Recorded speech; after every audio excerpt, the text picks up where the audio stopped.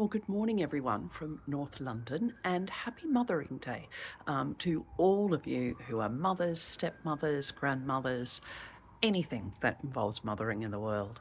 Today, what I wanted to share was a conversation I had with her recently that really shifted my own story and made me think twice about what I had presumed had been going on when I was growing up.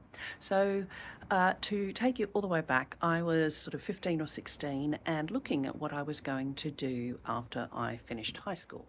So I thought, okay, well, what about psychology? I went off to an open day around psychology that my economics slash careers teacher had sent me to. And I came back to him and said,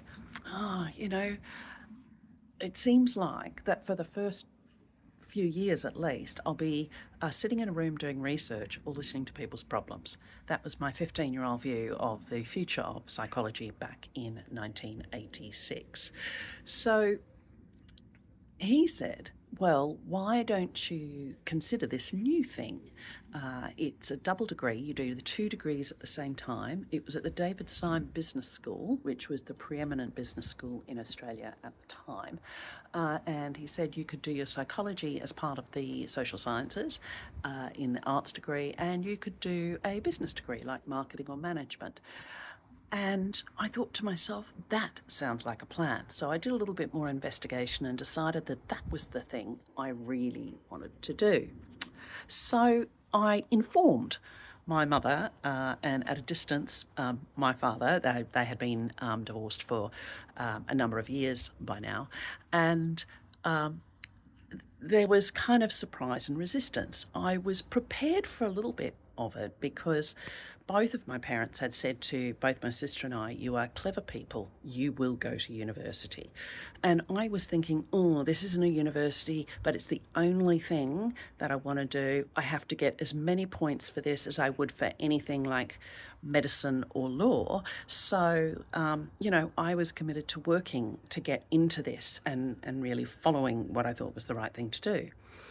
Anyway, there was a lot more resistance than I thought. And anyway, I had just put that down to I wasn't going to a university. When I was in Australia recently and having a conversation with my mum, just a casual conversation, we talked about this and she said, your father and I were horrified that you'd chosen this. And I sort of said, well, why? And she said, because, we thought you were going to make a mistake. We thought you should have gone to university and done medicine or law. And I sort of stepped back and looked at her and said, but I've never expressed interest in medicine or law. Why would you think I would choose to do that? And she said, well, we wanted you to make safe choices. We didn't want you to take risks with your future. And we were really scared this decision of yours was going to be a mistake. Anyway, I sat with that for a while. And then she said, I remember having this discussion with you and saying to you, we're just scared you'll make a mistake. And apparently, I do not remember this, I said to her, but Mum, it's my mistake to make.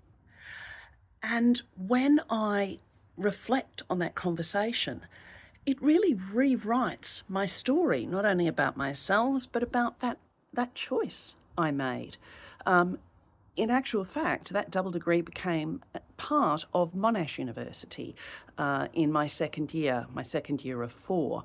I got in, there were very limited places, only 30 places between 2 campuses.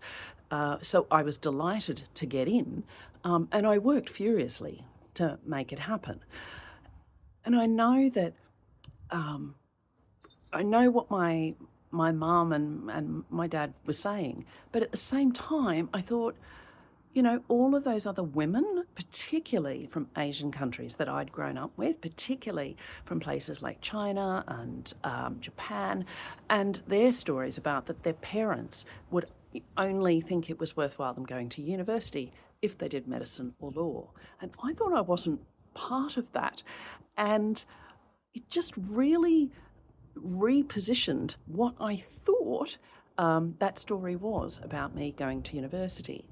I wanted to share that story with you and think about that it's my mistake to make.